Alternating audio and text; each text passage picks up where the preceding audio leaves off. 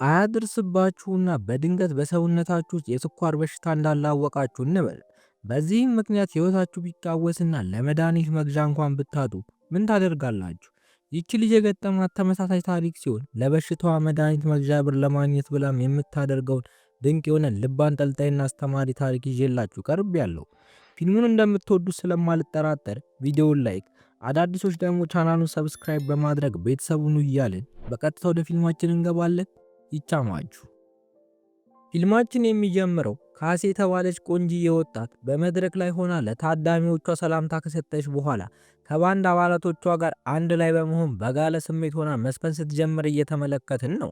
ዘፈኑ እንዳለቀም በክለብ ውስጥ ያሉት ሰዎች ለካሲና ለባንዳው አባላት በጭብጨባ አድናቆታቸውን የገለጹላቸው ሲሆን ካሲም በመቀጠል ራሷን ለታዳሚዎቿ ታስተዋውቃቸዋለች። ነገር ግን ከቆይታዎች በኋላ ቢሊ የተባለ የክለቡ ባለቤት የመድረኩን ፓወር ያቋርጠዋል። ካሲ ከዚህ በላይ ፐርፎርም ማድረግ ፈልጋ የነበረ ቢሆንም ነገር ግን ሊሳካላት ስላልቻለ ታዳሚዎቿን አመስግና ከመድረክ ላይ ትወርዳለች። ካሲ በዚህ ክለብ ውስጥ በሙዚቀኛነት ብቻ ሳይሆን አስተናጋጅ በመሆንም ስለምትሰራ ሽርጧን ለብሳ ወደ ስራዋ ትገባለች። ካሲ ኖራ የምትባል በባንድ ውስጥ አብራት የምትሰራ ጓደኛ ያለቻት ሲሆን ኖራም ክለብ ውስጥ ተሰብስበው እየጠጡ ወደ ነበሩት የባህር ኃይል ወታደሮች ወይም መሪኖች እየጠቆመች እንድታያቸው ትነግራታለች። ካሲም መሪኖች በክለብ ውስጥ ጫጫታና ወከባ ስለሚፈጥሩ ብዙም እንደማይመቿት በመናገር ገና ለሚፈጠረው ችግር ራሷን ለማዘጋጀት በረጅሙ ትተነፍሳለች። በዚህ ሰዓት ግን በድንገት አንድ የምታውቀውን ድምፅ ትሰማና ዞር ስትል ከልጅነቷ ጀምሮ ጓደኛዋ የነበረውን ፍራንኪ ታየዋለች። ካሲም በዚህ ሰዓት በጣም ደስተኛ ትሆንና ዘላ ካቀፈችው በኋላ በስራ ቦታዋ ላይ ስላየችው ደስተኛ እንደሆነች ትነግረዋለች። ከዚያም ከጓደኛዋ ኖራ ጋር ታስተዋውቀውና ከልጅነታቸው ጀምሮ አብረው እንዳደጉና እንደውም ያኔ ሞግዚቱ እንደነበረች ትነግራታለች። በመቀጠል ፍራንኪ ወደ ጓደኞቹ በመዞር በሁለት ሳምንት ውስጥ ወደ ኢራቅ ሊሰማሩ እንደሆነና ወደ ክለብ የመጡትም ወደዚያ መሄዳቸውን አስመልክቶ ለመዝናናት እንደሆነ ይነግራታል። ካሲም ወደ ፍራንኪ ጓደኞች ጋር ትሄድና ምን መጠጣት እንደሚፈልጉ ትጠይቃቸዋለች።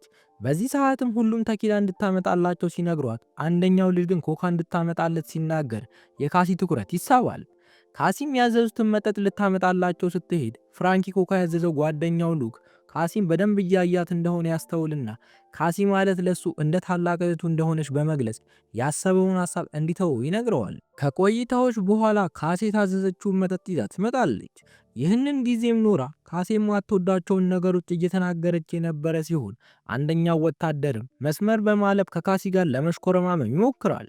በዚህ ሰዓትም ካሲ በጣም ትናደድና ከዚያ ትሄዳለች። ሉክም ይህንን ሲመለከት ተከትሏት ይሄድና ጓደኛዋ ክፍታፍ ነገር እንደሆነ በቅርቡም ወደ ጦርነት ሊሰማሩ ስለሆነ ለዛም ሊሆን ይችላል እንደዚህ ተናገረች በማለት በጓደኛዋ ስም ይቅርታ ይጠይቃታል። ካሲ ግን መስመር ለማለፉ ይሄ በቂ ምክንያት እንዳልሆነና ምናልባትም እሱም ከጓደኛው ጋር አንድ አይነት እንደሆነ ትናገራለች። ሉክም ምን ያህል ደረቅ እንደሆነች በመግለጽ ስለ ጓደኞቹና ስለ ወታደር ባላት አመለካከት ላይ ከሷ ጋር መከራከር ይጀምራል። ካሲም ከሱ ጋር የመከራከር ፍላጎት እንደሌላት በመናገር ወደ ጓደኛዋ ኖራ ጋር ትሄዳለች። ኖራም ገና 12 ዓመት ሕፃን ልጅ ወደሚመስለው ወታደር እጇን እያውለበለበች ልጁ የምታገባው ከሆነ ነፃ የጤና ኢንሹራንስ እንደምታገኝ እንደነገራት ትነግራታለች። ካሲና ኖራም በልጁ የሚደብር የጅንጀና ችሎታ እየሳቁ ሳለ ካሲ ስልክ ይደወልላትና ኖራን ለአንድ ለሁለት ደቂቃ ስራዋን እንድትሸፍንላት በመንገር ወደ ውጪ ትወጣለች። ከዚያም ወደ አረጀች መኪናዋ ጋር ትሄድና አከራዋ ያስቀመጠላትን የቤት ኪራይ እንድትከፍል የሚገልጽ የወረቀት ጽሑፍ ላይ ቦርሳዋን ታስቀምጥና የደም ግፊት መለኪያ መሳሪያውን አውጥታ ደም ግፊቷን ከለካች በኋላ ጥቂት ከቀሯት ኢንሱሊኖች መካከል አንዱን አውጥታ ራሷን ትወጋለች። የዛን ቀን ምሽት ላይም ወደ ፋርማሲ ትሄድና ለስኳር በሽታዋ ተጨማሪ ኢንሱሊን እንደሚያስፈልጋት ለካሸሯ ትነግራታለች። እንዳለመታደል ሆኖ ግን ለሚያስፈልጋት አስቸኳይ ተጨማሪ ኢንሱሊን መጠን ኢንሹራንሷ ሊሸፍንላት አልቻለም።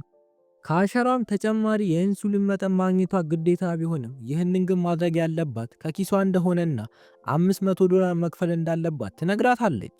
ካሲም $500 ከአቅሟ በላይ ስለነበር ከየት ማምጣት እንዳለባት ግራ ተጋብታ ተጨንቃ ሳለ እናቷ እንዳጋጣሚ ወደዚያ ስትመጣ ካሲ ለሕክምናዋ የሚሆን ገንዘብ ተቸግራ ታያትና የተወሰነ ገንዘብ ሰጥታት ከምንም ነገር በፊት ጤናዋ እንድታስቀድም ትነግራታለች። ካሲም እናቷን እንድትከፍልላት ባትፈልግም እናቷና ገንዘቡን በማግኘቷ ግን ደስተኛ ትሆናለች። በመቀጠል ገንዘቡን ቆጥራ ልትከፍል ብትልም አሁንም ግን ገንዘቡ ለሚያስፈልጋት ኢንሱሊን መጠን አይበቃትም። ስለዚህም እስከ አርብ ድረስ ያለምንም ኢንሱሊን ለመቆየት ራሷን ታሳምንና ፋርማሲውን ለቃ ትሄዳለች። በሚቀጥለው ቀን ጠዋት ላይ ሉክ እየሮጠ ሳለ አንድ በፍጥነት የሚመጣ የመኪና ድምፅ ከጀርባው ይሰማል። ሉክም ከመኪናው ለማምለጥ በዋሻ ውስጥ እየሮጠ የነበረ ቢሆንም ልክ ከዋሻ ውስጥ እንደወጣ ግን መኪናው እንደገና እሱን መከተል ይጀምራል። ሉክም ሮጦ እንደማያመልጣቸው ሲገባው ፊት ለፊቱ የነበረውን የሽቦ አጥር ዘሎ ያልፈዋል። በዚህ ሰዓትም ጆኖ የተባለ የድሮ ጓደኛው ከመኪና ውስጥ ይወጣና በሚገርም የሰውነት አቋም ላይ በመሆኑ እንደተገረመ በመግለጽ ወደ መኪናው እንዲገባና ባመጣለት እጽ እንዲዝናና ይነግረዋል። ሉክም እጽ መጠቀም እንዳቆመና አሁን ላይ ንጹህ በመሆን በውትድርና ውስጥ እያገለገለ እንደሆነ ይነግረዋል። ጆኖ መጀመሪያ ላይ ጥሩ ለውጥ እንዳደረገ ከነገረው በኋላ በፊት ላይ ያለበትን የ15000 ዕዳ መክፈል እንዳለበት እንዳይዘነጋ ይነግረዋል። ሉክም ቀጣይ ሳምንት ለግዳጅ ወደ ኢራቅ ከመሄዱ በፊት የተወሰነውን ገንዘብ እንደሚከፍለው ይነግረዋል። ጆኖም እስከዚያው እንደሚጠብቀው ቢነግረው የማይከፍል ከሆነ ግን በቤተሰቦቹ እንደሚመጣበት አስፈራርቶታል። ሉክም ይህንን ሲሰማ ጆኖ አደገኛ ሰው እንደሆነ ስለሚያውቅ ያለውን ነገር በጊዜ ለማድረግ ይወስናል። በሌላ በኩል ካሲ ከእናቷ ጋር በመሆን ወደ ቤቷ ትመጣለች። በዚህ ሰዓትም እናትየው የካሲን ያልተከፈለ የቤት ኪራይ ደረሰኞች የተመለከተች ሲሆን በተጨማሪም ደግሞ በሩን የተሰበረ እጀታ ተጠቅማ ስትከፍት ስታያት ለምን እንደዚህ አይነት ኑሮ እንደምትኖር ትጠይቃትና ወደ ቤት ተመልሳ ልክ እንደ ልጅነቷ አንድ ላይ እንዲኖሩ ትነግራታለች።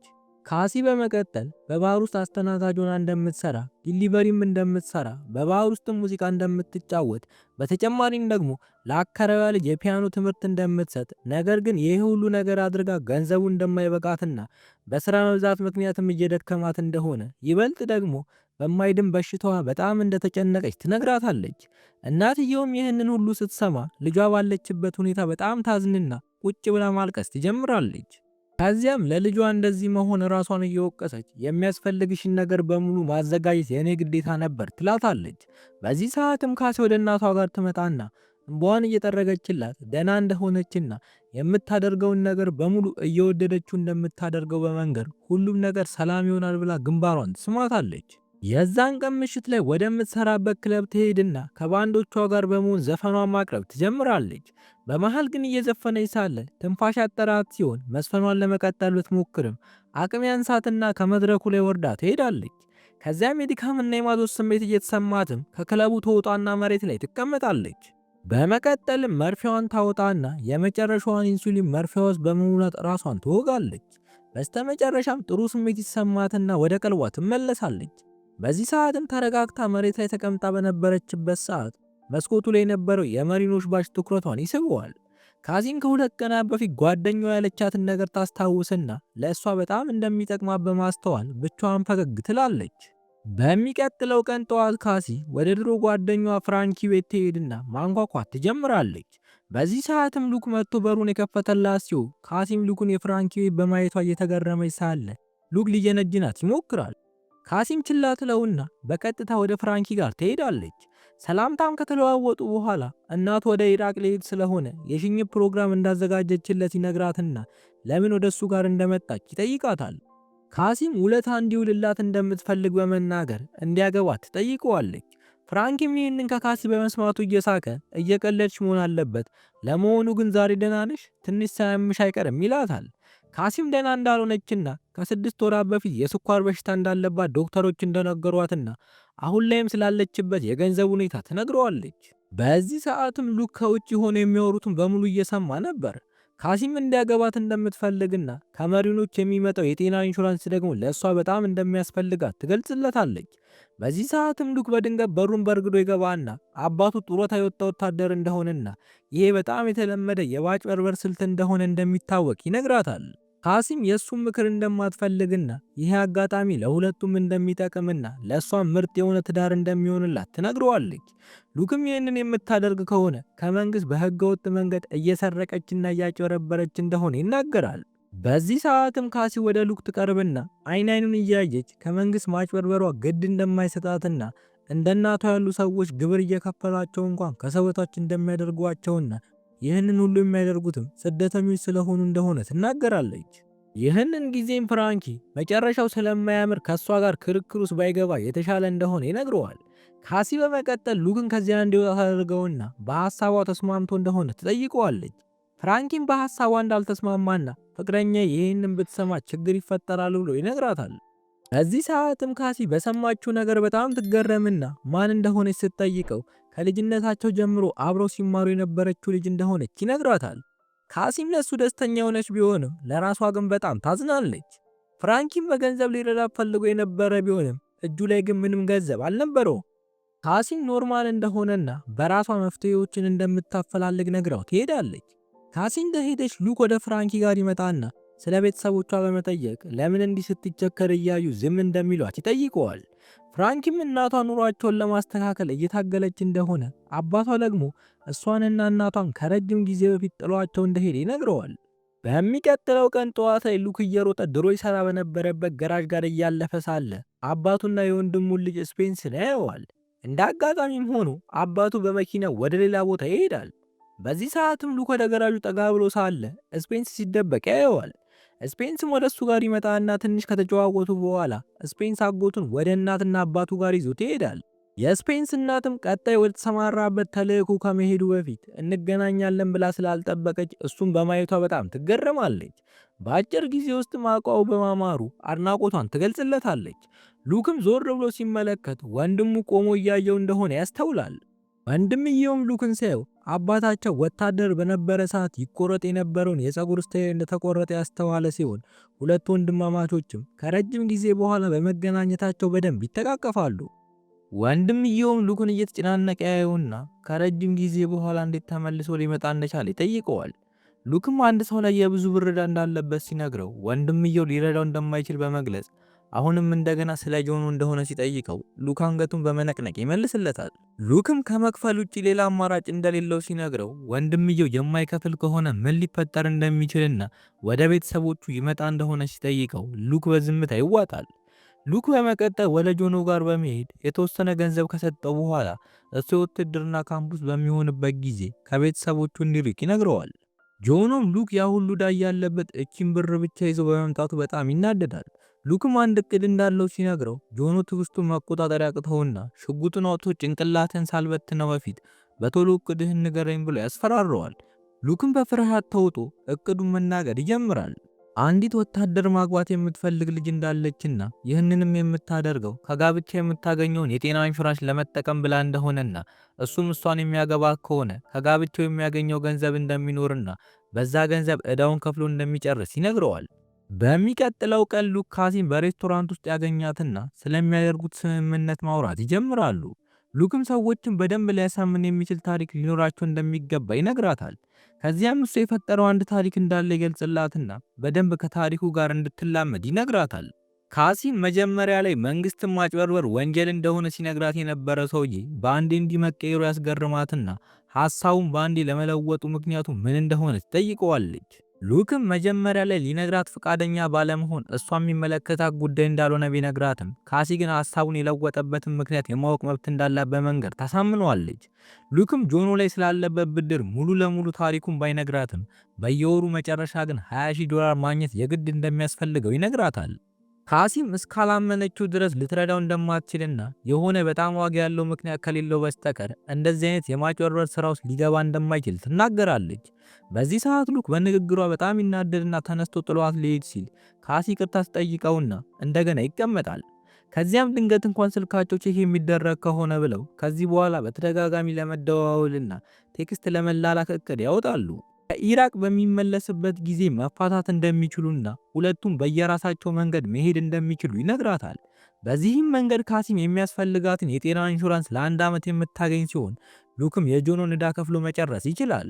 ሉክም ስምምነታቸውን ለማንም እንዳትናገር ቃል ያስገባትና ቴክስት እንደሚያደርግላት ነግሯት ይሄዳል። በሚቀጥለው ቀን ሁለቱም ራሳቸውን ለጋብቻ ያዘጋጁ ሲሆን ሉክም የውትድርና ዩኒፎርሙን ለብሶ ወደ እሷ ጋር ሲሄድ ካሲን እንደተለመደው ቁምጣና ቲሸርት ብቻ ለብሳ ያገኛታል። ሉክም ጋብቻቸው የእውነት መምሰል ስላለበት ልብሷ እንድትቀይረው የነገራት ሲሆን በዚህ ሰዓትም ካሲ ወደ ቤቷ እንዲመጣ ትጠራዋለች። ካሲም እንደተለመደው በሯን በተሰበረው እጀታ ከፍታ ወደ ውስጥ ይገቡና ወደ ሌላኛው ክፍል ገብታ ልብሷን መቀያየር ትጀምራለች። በዚህ ሰዓትም ሉክ በሌላኛው ክፍል ውስጥ ጊታር ያይና መጫወት ትችል እንደሆነ ሲጠይቃት ካሲ መጫወት እንደማትችልና ደስ ስለሚላት ብቻ እንደገዛችው ትነግረዋለች። ሉክም በመስታወቱ በኩል ልብሷን ስትቀይር ጀርባዋ ላይ ንቅሳት እንዳለባት ያይና ምን እንደሚል ይጠይቃታል። ካሲም ልብስ ስትቀይር እያያት እንደሆነ ስታስተውል በሩን ወዲያውኑ ትዘጋውና ንቅሳቱ የሚለው ምንም ነገር ላይ ሪስክ ካልወሰድክ ምንም ነገር አታገኝም የሚል እንደሆነና አያቷ እናቷ ወደ አሜሪካ ከመምጣቷ በፊት እንደነገረቻት ትነግረዋለች። ካሲ በመቀጠል የሚያምር ነጭ ቀሚስ ለብሳ ትወጣና ሰርጋቸውን ወደሚፈጽሙበት ቦታ ይሄዳሉ። እዛም ሲደርሱ ፍራንኪን እየጠበቃቸው ያገኙትና ካሲ አቅፈው ለሷ ብሎ እዚህ በመገኘቱ ታመሰግነዋለች። ካሲ በመቀጠል ሉክን ቀለበታችንስ ብላ ስትጠይቀው ፍራንክ ያመጣላቸውን ቀለበት ይሰጣታል። ካሲም የቀለበት ቦክሱን ከፍታ ስትመለከተው በዳይመንድ የተሰራ ቀለበት ታይና በጣም ደስተኛ በመሆን ለሰርጋቸው ብሎ ገዝቶት እንደሆነ ሉክን ትጠይቀዋለች። በዚህ ሰዓትም ፍራንኪ እሱ እንደገዛላቸውና ለፍቅረኛው ብሎ ህይወቱን በሙሉ ሲያጠራቅመው በነበረው ብር እንደገዛላቸው ይነግራታል። ይህንን ጊዜም ካሲ በጣም ታመሰግነውና ይህንን ውድ ስጦታ ከሱ ልትቀበል እንደማትችል ትነግረዋለች። ፍራንኪም እናቱ 21 ዓመት ሳይሞላው እንዲያገባ እንዳልፈቀደችለት በመናገር እስከዚያው ድረስ እሷ ጋር እንዲሆን ይነግራታል። በዚህ ሰዓትም ካህኗ የሉክንና የካሲን ስም መጣራት ትጀምራለች። እነ ሉክም ወደ ካህኗ ጋር ከሄዱ በኋላ ካህኗ ሉክና ካሲን በህመምም በጤናም ጊዜ አብረው እንዲሆኑ ሁለቱንም ቃል እንዲገቡ ትጠይቃቸዋለች። ይህንን ጊዜም ሁለቱም አብረው እንደሚሆኑ ቃላቸውን ይሰጡና አንዳቸው ለሌላኛቸው ቀለበታቸውን ያደርጋሉ። ካህኗ በመቀጠል ከንፈር ለከንፈር እንዲሳሳሙ ስትነግራቸው ለሴኮንዶች ያመነቱና ይሳሳማሉ። በዚህ ሰዓትም ሰርጉ ላይ የነበሩት ሰዎችና ወታደሮች ደስታቸውን በጭብጨባ ይገልጻሉ።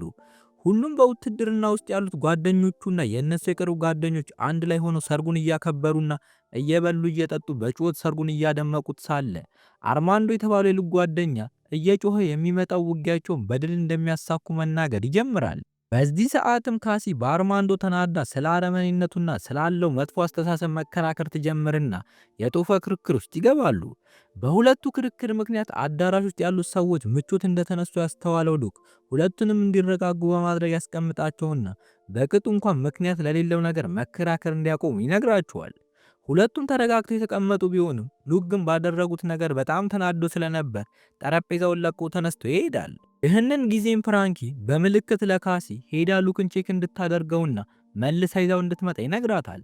በሌላ በኩል ሉክ ውጪ ላይ ቆሞ የነበረ ሲሆን ካሲም ወደሱ ጋር ትመጣለች።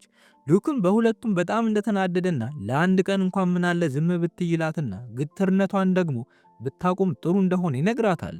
በዚህ ሰዓትም ካሲ እሷም ትናደድና እነሱ ከጦርነትና ከሽጉጥ ውጪ ማሰብ እንደማይችሉ ትናገራለች። ሁለቱም እየተከራከሩ ሳለ ሉክ ባልደረቦቹ እያዩዋቸው እንደሆነ ያስተውልና ካሲን እንድታቅፈው ይነግራታል። በኋላ ላይ ሁሉም ጓደኞቻቸውን ለማደር ወደ ሆቴል የሄዱ ሲሆን ሉክና ካሲ ደግሞ ወደ ክፍላቸው ሲገቡ ለሁለቱም አንድ አልጋ ብቻ ያገኛሉ። ውስጥ ላይም ካሲ ሉክን ፈርተ ነበር እያለች ታፌዝበታለች።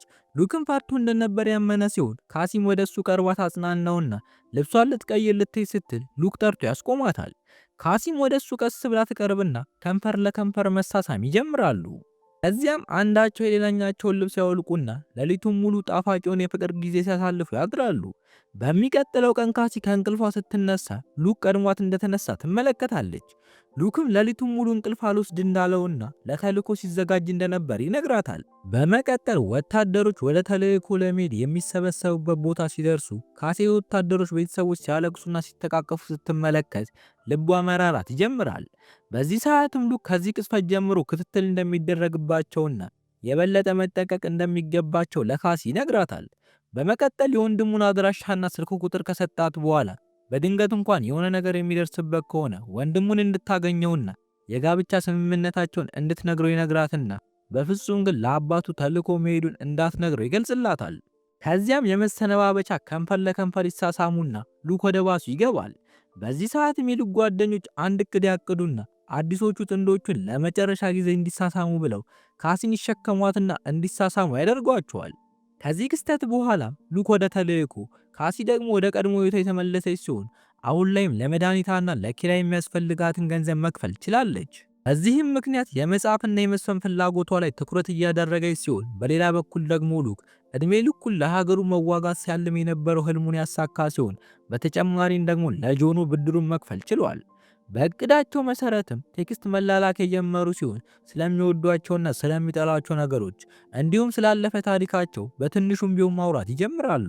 ሀሲም ሙዚቃ ለሷ ህይወቷ እንደሆነና ልጅ ሆኗም አስቸጋሪ ጊዜያትን በምታሳልፍ ጊዜ ሙዚቃው ችግሯ እንድትቋቋም እንደረዳትና በዚህም ምክንያት ለሷ በጣም አስፈላጊ እንደሆነ ትነግረዋለች። በተጨማሪም በሙዚቃዋ ላይ የምትጽፈው የተሰማትን እንደሆነና መጀመሪያ ላይ ለሰዎች ስራዋን ማቅረብ ትፈራ እንደነበር ነገር ግን በጊዜ ሂደት እየለመደችው ስለመጣች ምንም እንደማይመስላት ትነግረዋለች።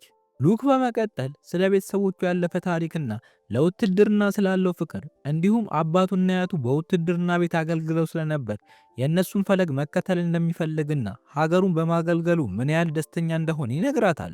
በመቀጠል እናቱ የካንሰር ታማሚ እንደነበረችና አባቱ ሕይወቷ እስካለፈች ጊዜ ድረስ ካልጋዋ አጠገብ ተለይቶ እንደማያውቅና ፍቅር ማለት ለሱ ይሄ እንደሆነና ለሁለቱም እንደዚህ አይነት ፍቅር እንደሚመኝ ይነግራታል።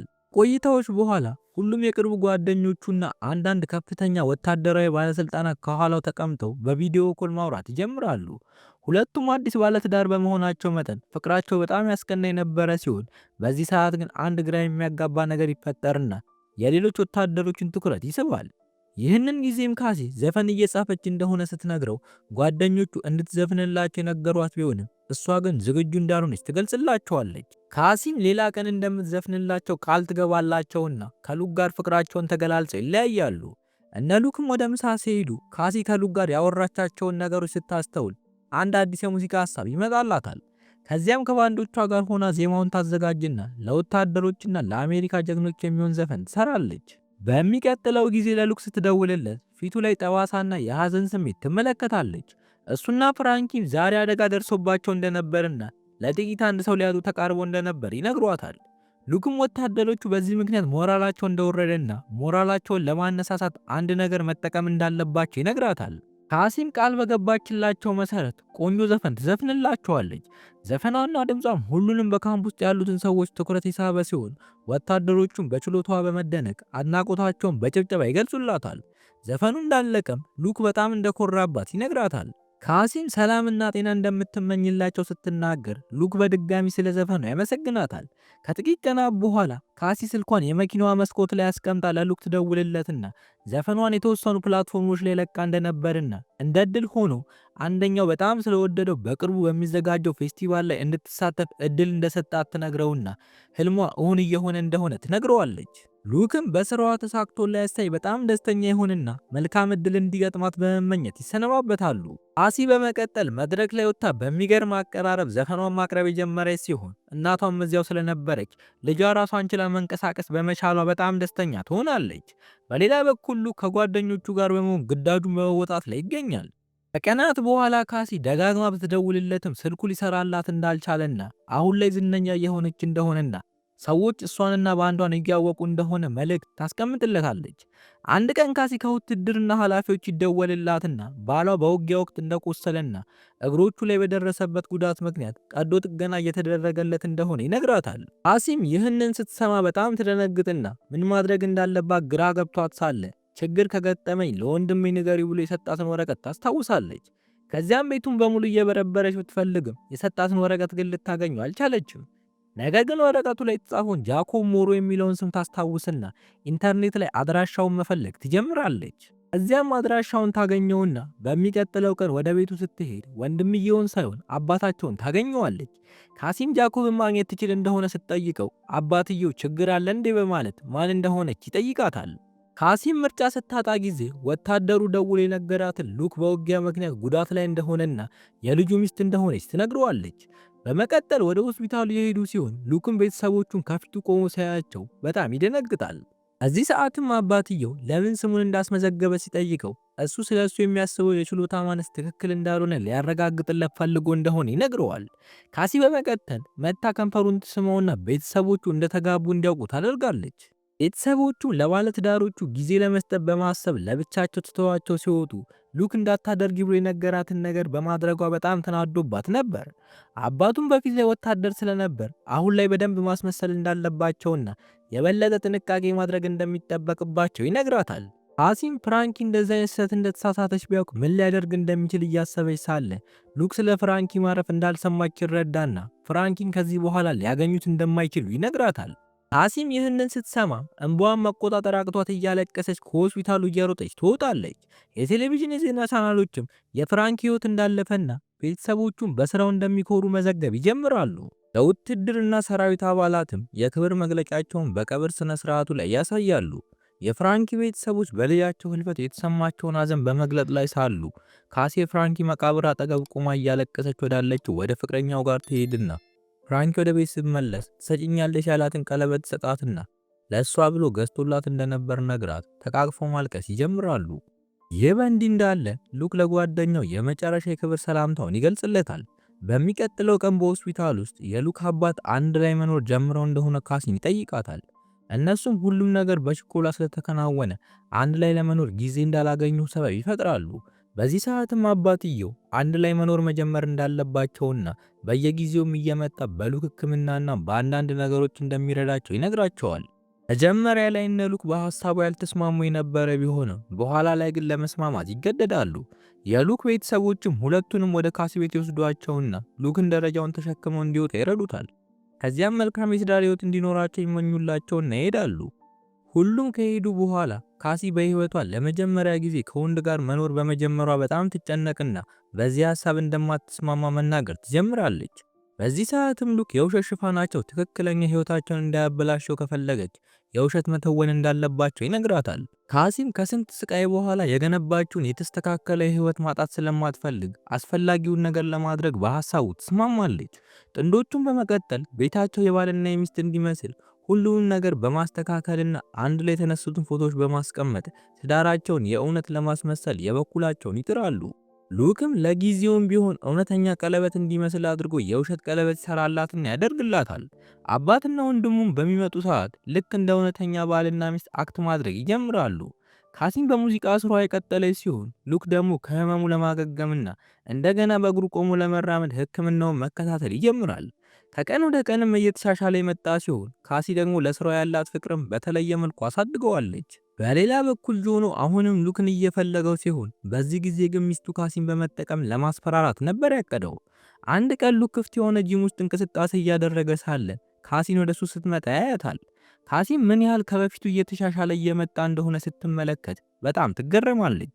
በመቀጠል ሉክ ወንድሙ ከወርቃማ ውሻ ጋር እየተሯሯጠ ወደሱ ሲመጣ ያይና ለራሱ ውሻ አግኝቶ እንደሆነ ይጠይቀዋል። ወንድምየውም ለራሱ ሳይሆን ለሱ እንዳመጣለትና ይህንንም ያደረገው በካሲ ምክር አማካኝነት እንደሆነና የውሻዋ ስምም ፒች እንደሚባልና የሰለጠነች ውሻ ስለሆነች ከህመሙ ለማገገምና አንዳንድ ነገሮች ላይ እንደምትረዳው ይነግረዋል። ሉክም በሐሳቡ ደስተኛ እንዳልሆነ በመናገር አንካስታ እንደሆነ አድርገው እያሰቡት እንደሆነ በመግለጽ የውሻዋን ማሰሪያ ገመድ በጣም በመናደድ መሬት ላይ ወረውረዋል። በዚህ ሰዓትም ውሻዋ ፈጠን ብላ ገመዱን አምጥታ መልሳ ስትሰጠው ሉክ ውሻዋን አብረው በቤት ውስጥ እንድትቆይ ለማድረግ ያመጡትን ሐሳብ በመቀበል ይስማማል። በሌላኛው ቀን ጠዋት ካሲ ለሁለቱም የሚሆን ቁርስ ይዛ ስትመጣ የቤቷ በር መያዣ እንደተስተካከለ ታስተውላለች። ከዚያም ሉክን እየተጣራች ወደ ውስጥ ስትገባ በእግሩ እየተራመደ ታየውና በጣም ትገረማለች። ሉክም ህመም ቢኖረውም ለመራመድ እየሞከረ እንደሆነ ይነግራታል። በመቀጠል ጥንዶቹ አንድ ላይ ተቀምጠው ቁርስ እየበሉ በነገሮች ላይ ያላቸውን የተለያየ እይታ መወያየት ይጀምራሉ። እያንዳንዱ ቀናቶች እያለፉ ሲመጡ ጨዋታዎች እየተጨዋወቱ ቀልዶችን እየተቀላለዱና እያወሩ አብረው ብዙ ጊዜ ማሳለፍ ይጀምራሉ። ካሲም ገላውን በስፖንጅ ታጥበውና እግሩ ላይ ያለውን ቁስል ታክምለታለች። ከዚያም ወደ ደረቷ ታስጠጋውና ዛሬ አብሯት አልጋ ላይ መተኛት ይፈልግ እንደሆነ ትጠይቀዋለች። ሉክም በሐሳቡ ይስማማና አንድ ላይ ተኝተው ቀስ ብሎ ግንባሯን ይስማታል። በዚህ ሰዓትም ጥንዶቹ አንዳቸው ለሌላኛቸው የፍቅር ስሜት እያደረባቸው እንደሆነ ይረዳሉ። ከጥቂት ቀናት በኋላ እነ ካሲ የሉክን ቤተሰብ ለመጎብኘት ይሄዳሉ። በዚህ ሰዓትም ሉክ በአባቱ አካባቢ በደንብ እንድትጠነቀቅ በድጋሚ ይነግራታል። ከቤተሰቦቻቸው ጋር አንድ ላይ ጊዜ እያሳለፉ ሳለ ሉክ የካሲን ዘፈን በስፒከር ሲከፍተው ካሲ ትንሽዬ የእፍረት ስሜት ይሰማታል። ስፔንስ በመቀጠል ወደ አጎቱ ጋር ይመጣና አብረው እንዲጫወቱ ይጠይቀዋል። ሴቶቹን ቁጭ ብለው ባሎቻቸው ሲጫወቱ በማየት ላይ ሳሉ የሉክ ወንድም ሚስ ካሲ ምን ያህል ሉክን በፍቅር አይን እንደምትመለከተው ታስተውላለች። የዛን ቀን ምሽት ላይ ካሲ የምታቀርበው ሾው ያለባት ሲሆን ሉክ ደግሞ ቤት ውስጥ አረፍ ብሎ ሳለ የካሲ እናት ትደውልለትና ቤቷ በሩ ተከፍቶና መስኮቷ ተሰብሮ እንዳገኘችው ትነግረዋለች። ሉክም ይህንን እንደሰማ እየተጣደፈ ወደ መኖሪያ ቤቷ ይመጣል። ከቆይታዎች በኋላም ካሲም ወደዚያ ትመጣለች። ሉክም እነሱን ውጭ እንዲጠብቁት ይነግራቸውና ወደ ውስጥ ገብቶ ቤቱን እየተዘዋወረ መቃኘት ይጀምራል። በዚህ ሰዓትም ባልታወቀ ስልክ ይደወልለታል። ደዋይም ጆኖ ሲሆን ይህንንም ያደረገው ሉክን ለማስፈራራትና ምን ያህል ገንዘቡን መልሶ ለማግኘት ሲሪየስ እንደሆነ ለማሳየት ብሎ እንዳደረገውና መንግስትንም ለማጭበርበር በሚያደርገው ነገር ላይ ማስረጃ እንዳለው ይነግረዋል። በኋላ ላይ ካሲ ወደ ቤት ስትመጣ ላለፉት ጥቂት ቀናት በአግባቡ ባለመመገቧና የደም ግፊቷ በመቀነሱ ምክንያት እየተንቀጠቀጠች ሶፋ ላይ ትወድቃለች። ሉክም ይህንን ሲመለከት እንዲረዳት በማሰብ የግሉኮስ ጥቅሉን አውጥቶ ይሰጣታል። ካሲም ደረቱ ላይ ተለጥፋ በነበረበት ሰዓት ለእሷ ተጨንቆ የልብ ምቱ ምን ያህል እየመታ እንደሆነ ስታስተውል ከንፈሩን ግጥም አድርጋ ትስመዋለች። በማግስቱ ጠዋት ላይ ሉክ ሚስቱን እንድትተኛ ያደርጋትና ወደ ጆኖ ጋር ይሄዳል። ከዚያም ከኋላው ይመጣና ረግጦ መሬት ላይ ይጥለዋል። በዚህ ሰዓትም ጆኖ ሉክን ለማዳከም የተጎዳው እግሩን ይመታውና ሽጉጡን ለማንሳት ሲሞክር ሉክ ያስቆመውና ከዚህ በኋላ የሚስቱን ዝንብ እንኳን እሺ የሚል ከሆነ በሚቀጥለው ሲያገኘው እንደሚገለው ያስፈራራውና ደም በደም አድርጎ መሬት ላይ ዘርሮ ሽጉጡን የቆሻሻ መጣያው ሲጥለውና ይሄዳል። ሉክ በመቀጠል ወደ ድሮ ጓደኛው ፍራንኪ መቃብር ጋር ይሄድና የመቃብሩን ሳር እየነካ በማልቀስ በጣም እንደናፈቀው መናገር ይጀምራል። ከዚያም ከካሲ ጋር አሁን ላይ ከጓደኛ በላይ መቀራረብ እንደጀመሩና ለሷ ማሰብና መጨነቅ እንደጀመረ ይነግረዋል። በመቀጠል ሉክ ወደ ቤት ሲመለስ ካሲም ቦርሳዋን እያዘገጃጀች ያገኛታል።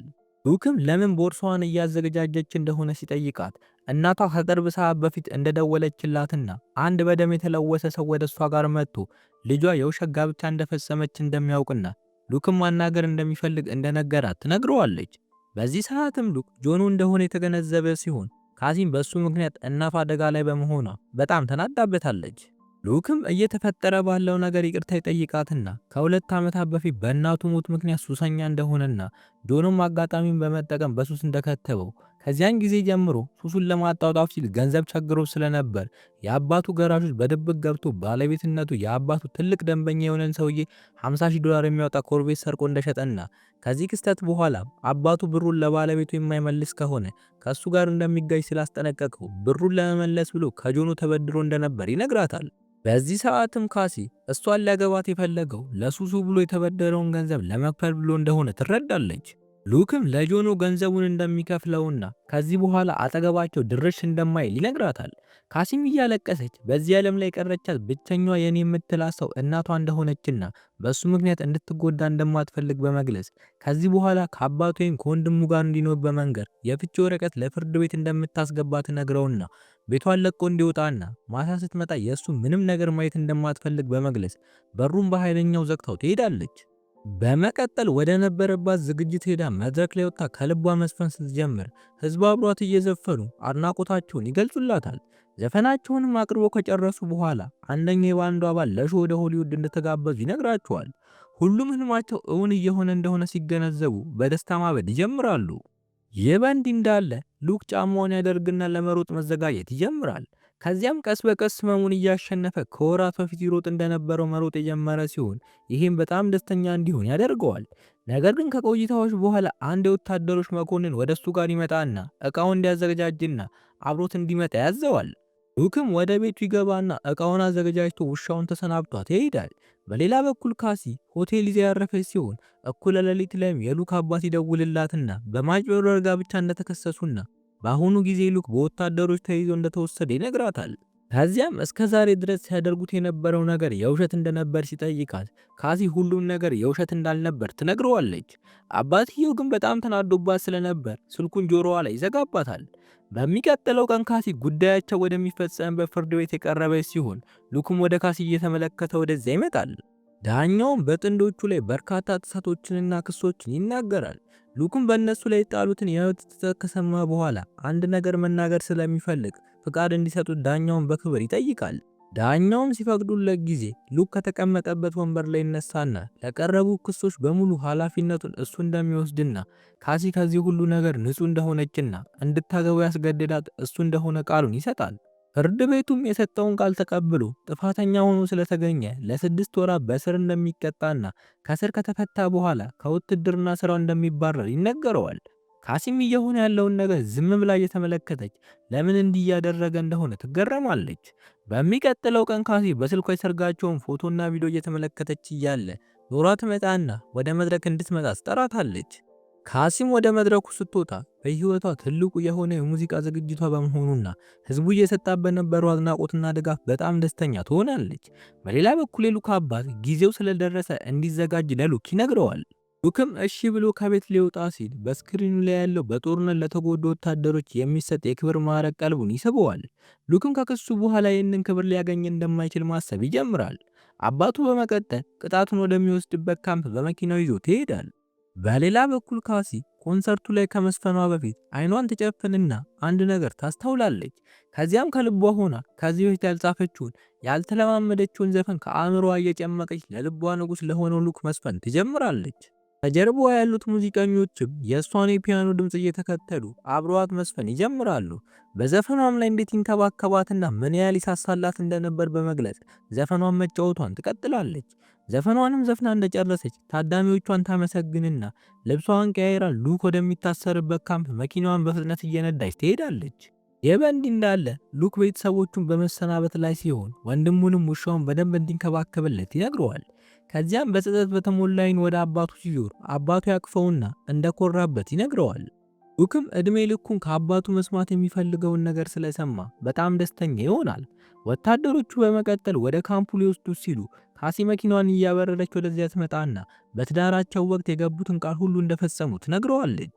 ሉክም አሁን ላይ ለ6 ወር ሊወሰድ ስለሆነ ምንም ትርጉም እንደሌለው ሲነግራት ካሲ በመሃል ጣልቃ ገብታ ታስቆመውና አንዳቸው ለሌላኛቸው በክፉ ጊዜያቸው ከጎናቸው እንደሚሆኑና እስኪፈታ ድረስ እንደምትጠብቀው ትነግረውና በቀሪ ህይወቷ ከሱ ጋር መኖር እንደምትፈልግ በመግለጽ ከንፈር ለከንፈር ይሳሳማሉ። የሉክ ቤተሰቦችም ይህንን ሲያዩ በጣም ደስተኛ ይሆናሉ። ሉክም ከተሰናበታት በኋላ ቀለበቱን ይሰጣትና እስኪመጣ ድረስ በደንብ እንድትጠብቀው ይነግራታል። ካሲም ቀለበቱን ከዚህ በፊት የሰጣት ቀለበት ላይ ደርባ ታደርገውና መልካም ጊዜ እንዲሆንለት ትመኝለታለች። በስተመጨረሻም ለጥቅማ ጥቅም ብለው የጀመሩት ፍቅር የእውነት ሲሆን እየተመለከትን የዛሬው የፊልም ዳሰሳችንን እናጠናቅቃለን።